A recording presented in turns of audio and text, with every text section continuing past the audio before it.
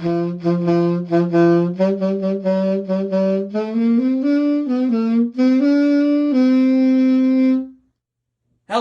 and welcome to the table. I'm your host Teen Wolf, and today we are learning how to play Flesh and Blood using the Renard vs. Dorinthia Classic Battle pre-constructed blitz decks.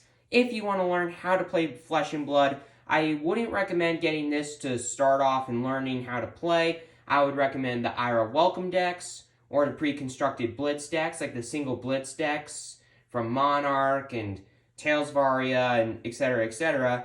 For just $15, where this is $50. But anyways, that's not what we're talking about. We are talking about how to play Flesh and Blood. So, right off the bat, we're going to talk about the basic stuff, just the basic stuff in the intro, and then you'll see all of this stuff in action in like a game example, in-game example. So, first we're going to talk about actions. So, during each of your turns, you have one action point. And that means that you can only play one action a turn, and once you do that, your turn's over. But a way to get around this is by playing an action with Go Again. So a lot of actions have Go Again, and there are 4 different kinds of action cards, so let's get into all of those different kinds of actions. Starting off with attack actions. Head jab being the example here, so you can either play it to get its attack, so you can pay its resource point number, which is 0 in this case, to play it, to attack for 3, and it's got Go Again, so you can play another action afterwards. Or you could defend with it. Basically what you do when you go to defend with the card, your opponent, let's say, attacks with this, and then you go to defend, you basically just chuck it out there, you just put it out on the board, and then whatever the difference is, let's say they block 2 of the 3 damage coming at you, or you block 2 of the 3 damage coming at you, you see what the difference is, and you take that much damage. Or you could pitch a card for resources. A way that I like to keep track of what cards pitch for, red is 1, yellow is 2, and blue is 3. So anyways, attack actions, you can play them to either attack with them, you could defend with them, don't have to pay any resource points to do this, or you could pitch it. When you pitch, you put it into your pitch zone face up, and at the end of your turn, you put all cards that you pitched with on the bottom. Also need to mention that. So anyways, next up is non-attack actions, which are mainly used to like buff up your attacks. And that's about it. Everything else is the same. They can still pitch, they can still defend, or you could play them usually to buff up your attacks. Then we got actions very similar to non-attack actions, except there's one key difference. They stay on the battlefield. Every other card in the game does not stay on the battlefield. All the other different kinds of cards. Actions, reactions, and instants. So this card will stay on the battlefield until something destroys it. Other than that, same thing as a non-attack action. You can still pitch it, you could still play it to get whatever its effect is, or you could defend with it. But they just stay on the battlefield until something destroys it. So that's items and auras, the other kind of non-attack actions. Now let's get into reactions. We got attack reactions and defense reactions. Attack reactions you can play like non-attack actions to kind of buff up your attack. You could defend with it, or you could pitch with it. Defense reactions, you can pitch, or you could pay its cost to defend. This is the only card in the game that you have to pay its cost to defend with, but they usually defend for quite a bit. Like Toughen Up here, for 2 resource points, defends for 4. So you would need to pitch Out for Blood for 2 resources, since it pitches for 2, in order to defend with Toughen Up, as an example of how that works. So, that's that. But here's the thing about reactions. They are not actions. You can play them, and they do not take up your action point. That is the key thing about reactions. Reaction, not action. Reaction does not take up your action point. And once a player plays a reaction, until the card attacking does or doesn't deal combat damage or deals damage to the opponent, you can only play reactions. So the opponent's attacking you, you play a reaction. From that point on, until that card deals or doesn't deal damage, you can only play reactions. So that's how that works. And then lastly, there are instants, which you can play during your opponent's turn, unlike any other card, where you can only defend with them. You can actually play instants during your opponent's turn to get their effect. So in this case, you could play this to gain a life. Or, like all other cards in the game, you could pitch with them or defend with them. Pretty simple. And then, outside of all of that, once you've used up any of these cards, they go into the graveyard. Pretty simple. But there's also the banish zone, which basically, it's the same thing as the graveyard, except if a card goes here, it's gone forever. You will never see it again. So there's that. And now let's get into the more key parts of the game, the arsenal, and then these three types of cards right here. Starting off with equipment. Equipment are cards that you always have outside the game that you can use to defend with. And that's basically it. I mean, there's its defense value. An opponent's attacking you. You don't want to defend with something in your hand. Well, you got equipment to defend. Pretty simple. And then you got weapons, which are cards that stay outside the game in their weapon slot. And you just have them out and you can attack with them. If you don't have anything else that you want to attack with in your hand, this is just a card that you have outside the game that you can attack with. And another note, weapons are either one-handed or two-handed. If it's a two-handed weapon, you can only have one of it. If it's a one-handed weapon, you can have up to two of it. There's also that note, which is pretty sweet. And then lastly, we have the hero. The hero kind of represents you. It represents your life, which is the green circle here. You have 20 life. When you go to 0, you're dead. This is not a limit, so you can go above 20. And then we have intellect. So this is the number of cards that will be in your hand. So at the end of each of your turns, you're going to draw it back up to your intellect value, to your hero's intellect value. But on the first turn of the game, each player will draw back up to their hero's intellect. But after that, only at the end of your turn will you do that. And your hero also determines the type of cards that you can have. So a warrior, this is a warrior hero, so you can only have warrior cards. Warrior weapons, warrior equipment, or warrior just cards. Like you could have this card in the deck, Sharpened Steel, but you couldn't have Head Jab in the deck because it's a ninja card. But there is a way to get around this a little bit because there's also generic cards, which if you play Magic the Gathering, basically think of generic cards as colorless cards. You can put them in any kind of deck because they're colorless. So, yeah, that's it. Warrior, hero, you can only have warrior cards or generic cards. If it's a brute hero, only brute cards or generic cards. Pretty simple. Oh, one more thing that I forgot to mention, arsenal. So at the end of your turn, if you have one or more cards left in your hand, you could put a card into your arsenal zone to then play later on in the game, but you can only play it. So if it's an instant, you can only play its instant. If it's a reaction, you can only react with it, an attack reaction with it. If it's a defense reaction, you can only defend. Attack reaction, only can attack. That, basically. You can't pitch with it. You can't defend with it unless it's a defense reaction. You can't attack with it unless it's an attack reaction. Pretty simple. So that's how the arsenal works. Now, let's get into the game, the example game, so we can see some of these cards in action. Alright, I'm going first, and I'm going to start off by attacking with Dawnblade, pitching Titanium Bauble, and here, I'm going to use this dice to represent the amount of resources I have left.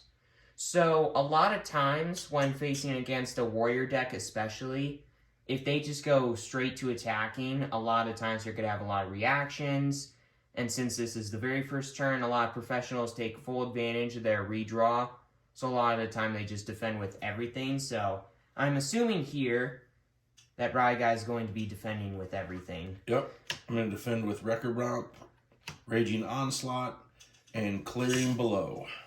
Alright, so you're blocking 9, and then going to reaction. Well, before damage, I have some reactions. I'm going to play an Iron Song Response. Since you're defending with a card from your hand, this says that this is attacking for an additional 3, and then using one of my resource points, I'm playing Out for Blood, which is very similar. So once again, this is getting an additional 3. So I'm attacking you for a total of 8, but you are blocking 9 of it. But I do have 1 card left in hand. So you want to defend with a defense reaction? Just to see if I got any tricks up my sleeve. So far, I've defended all of it. Yeah, but I could have some more. Okay, I'll defend with my 2 defense reaction. All right, so yeah, you're blocking all of it for sure. So all your cards go into your graveyard, and you take full advantage of your redraw. So you're drawing 4, and then my last card goes into my arsenal, since that's how the arsenal works.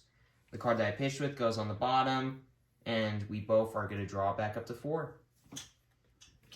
And now it's your turn to do stupid brute stuff. Okay. Block with all of the brute nonsense.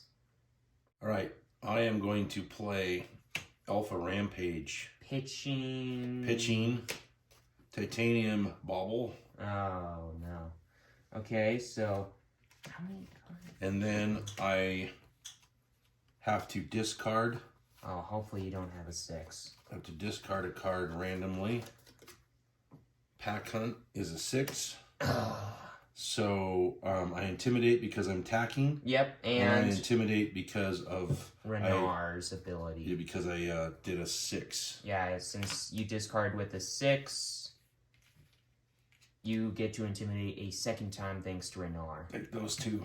Okay, these middle 2. Ah, shoot. Okay. And then I am attacking for 9. And that doesn't have go again, so there's no, No. you don't have anything else that you can do after this. So I'm going to defend with Toughen Up, a defense reaction. But it costs 2, so I'm going to have to pitch on a knife edge for 2. So I use up all the resource points, and I'm blocking 4 of the 9 damage coming my way. So I'm going straight down to 15. Yikes.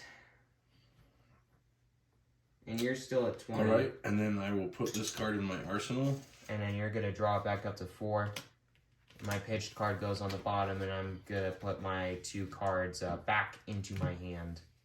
Sadly, I will not draw back up to 4 because it is the second turn. After the first turn, each player just draws back up to 4 at the end of their turn.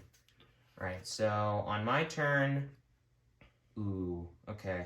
I think I could have a pretty fun turn this turn. So what I'm going to do is I'm going to pitch Blade Flash for 3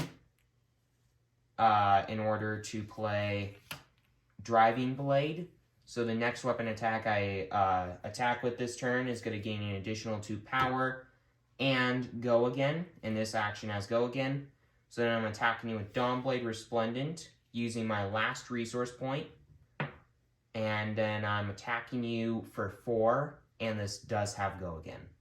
I'm just going to block with Beast Mode. For 3, okay. Yeah, you're going to be taking 1 and going to 19. And then this has go again. So I'm going to, using up my action point that I got back from go again to destroy Blossom of Spring to get 1 resource point. But using that gets me go again. So then, as my last action for turn, I'm using the 1 resource point I got from Blossom of Springs to attack you with Dawnblade again for 3. I'll block with... so you're Rajin blocking all 3 Beatdown. of it. Mm-hmm. Alright, so you take no damage this time around. My weapon's going to go back. Those 2 cards are going to go into the graveyard. My last card is going to go into the arsenal, pitch on bottom, and I'm going to draw back up to 4. Alright, and this is going to be the last turn in this example, so you can get a second turn, and then, yeah. Okay, so I am going to play out of the arsenal Wrecker's Romp. Pitching, come to fight. Alright. I then have to discard a card at random. I only have 1. and I will discard Smash with Big Tree, which is a 6 or more, so I intimidate because of Renar, my hero. All right, so intimidate. And I'm going to do that one. This one. Yep. All right. Sweet. I really want to defend with that one. Okay, I'm going to defend with On Guard and visit the blacksmith for sure. And this may not be the exact way that you want to do this, but a lot of times you want to block when with your equipment like this when an opponent's attacking for 4 like I did last turn, when you could have defended for 3 and then blocked with this for an additional to defend for a total of 4. But in this case, I'm trying to preserve my life as much as I can in this video and showcase the equipments as much as possible. So I'm blocking all 6 of it, and this is going to get destroyed. And then these are going to go into the graveyard. And he would put his pitched card on the bottom.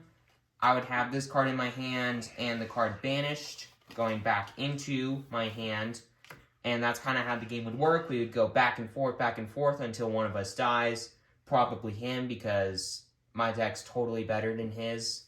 And brutes are totally way weaker than warriors. They're not. Warriors and brutes, I'd say, are pretty even matchup. But this is kind of how the game would go. Just back and forth, little bits of damage being dealt to each hero until one of us eventually dies. And I'm pretty sure all the cards that I showcased in the intro, except for auras and items, got showcased.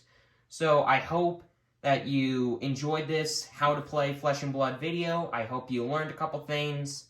And now I hope you can go out there and just have fun playing Flesh and Blood, now that you know how to play.